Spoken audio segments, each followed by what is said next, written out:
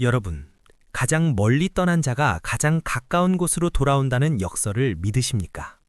지난 4년간 우리는 세계 최고의 팝 아이콘이 부재한 가장 화려한 침묵의 시간을 보냈습니다. 빌보드 1위라는 정점에 서 있던 그들이 스스로 무대를 내려와 군복이라는 가장 평범한 옷을 입었을 때 세상은 BTS의 시대가 저무는 것 아니냐며 우려 섞인 시선을 보냈습니다.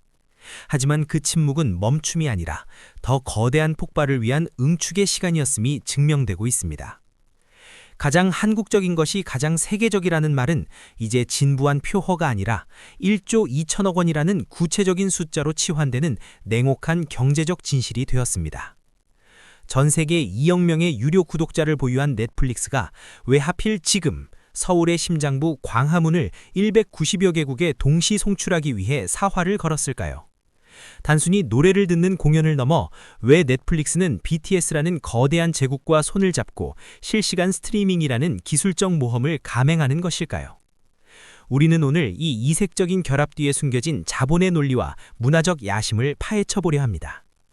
왕들의 귀환이 예고된 3월, 서울 광화문 광장은 과연 어떤 경제적 기적을 써내려가게 될까요? 지금부터 그 시린 진실의 속살을 하나씩 파헤쳐보겠습니다. 이 거대한 드라마의 첫 장을 넘길 준비가 되셨습니까? 넷플릭스는 지금 중대한 기로에 서 있습니다. 전 세계 OTT 시장의 절대 강자 자리를 지키고는 있지만 성장의 정체라는 거대한 벽에 부딪혔기 때문입니다.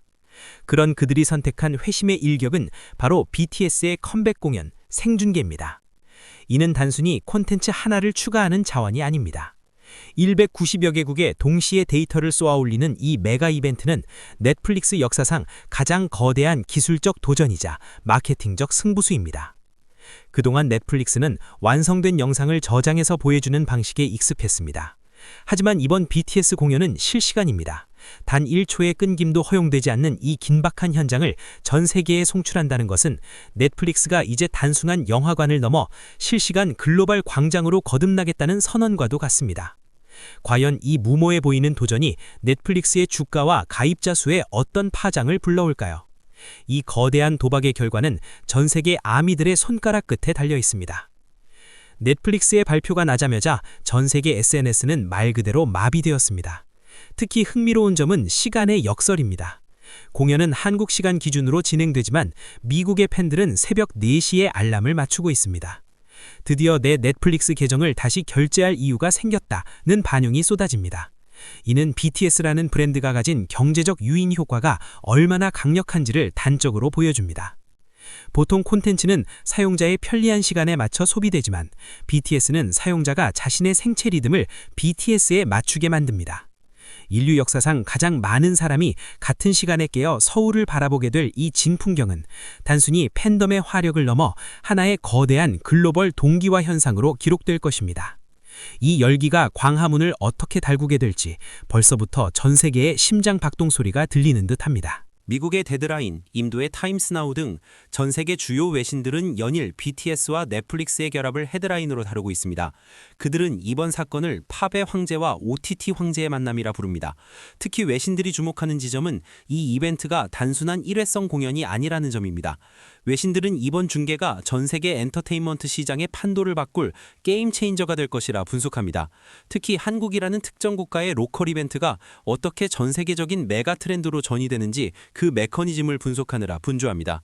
전 세계가 이토록 한 목소리로 찬사를 보내는 이유, 그 이면에는 우리가 미처 보지 못한 거대한 문화적 흐름이 숨어 있습니다. 과연 그 흐름의 정체는 무엇일까요? 이번 컴백의 핵심은 바로 5번째 정규 앨범의 제목인 아리랑입니다. BTS가 왜 가장 세련된 영어 제목 대신 가장 한국적인 단어인 아리랑을 선택했을까요? 여기에는 고도의 전략적 판단과 예술적 자부심이 깔려 있습니다.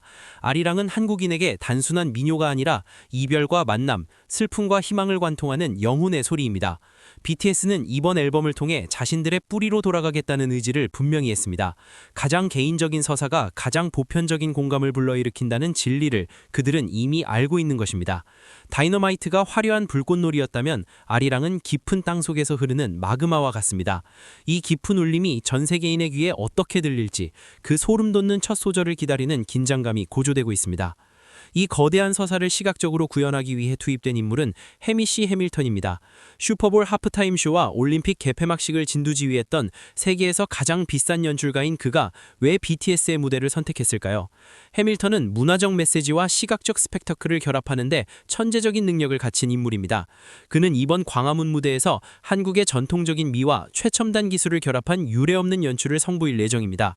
스포츠 중계의 역동성과 영화적 미장센이 결합된 이 무대는 시청자들에게 마치 현장에 있는 것보다 더 생생한 몰입감을 선사할 것입니다. 1조 원이 넘는 가치를 지닌 이 무대 연출의 비밀은 무엇일까요? 해밀턴의 손끝에서 탄생할 광화문의 기적에 전 세계의 이목이 쏠리고 있습니다. 넷플릭스의 전략은 영리합니다. 생중계로 폭발시킨 열기를 다큐멘터리 더 리턴으로 이어가며 장기적인 트래픽을 확보하겠다는 계산입니다.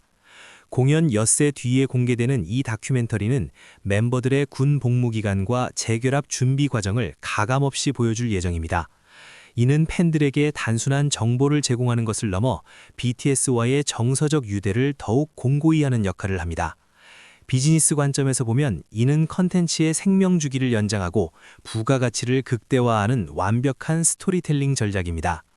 화려한 무대 뒤에 숨겨진 그들의 눈물과 땀방울, 그리고 인간적인 고뇌는 우리에게 어떤 메시지를 던질까요? 그 내밀한 기록이 곧 공개됩니다. 서울의 심장, 광화문 광장이 BTS를 위해 열립니다. 이곳에서 단독 콘서트를 여는 아티스트는 BTS가 최초입니다. 경복궁의 고즈넉한 아름다움과 현대적 빌딩 숲이 공존하는 광화문은 그 자체로 대한민국의 정체성을 상징합니다.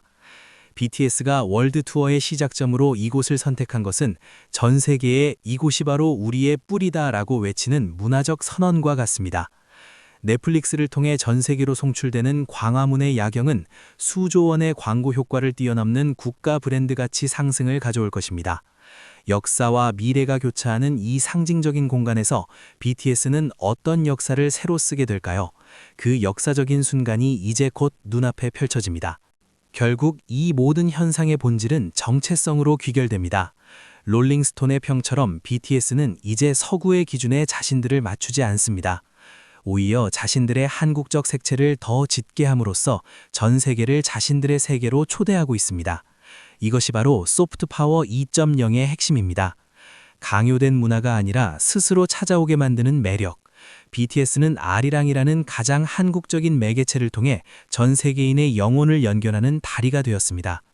이제 우리는 BTS를 단순히 아이돌이 아닌 시대를 상징하는 아이콘이자 한국 문화의 자부심으로 바라봐야 합니다.